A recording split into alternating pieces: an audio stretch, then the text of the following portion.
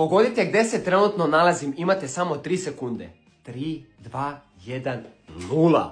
Nalazim se u Vranju i došao sam da vas iznenadim sa 10 najjačih klipova koji ste ikad vidjeli iz Vranja. Vraća se stari Jankeza i da li ste spremni za najluđi povratak? Ali nisam ja došao samo i zbog toga. Znate šta? Danas dočekujemo 3. milion. Milioniti pratioc koji me zaprati na Instagramu osvaja dan sa mnom. Znači moći da provede dan sa mnom, a trenutno smo na 998.000.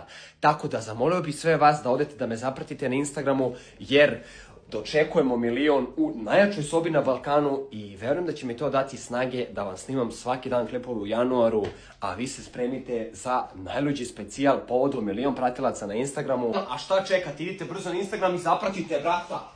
Već vidite šta će biti prvi specijal.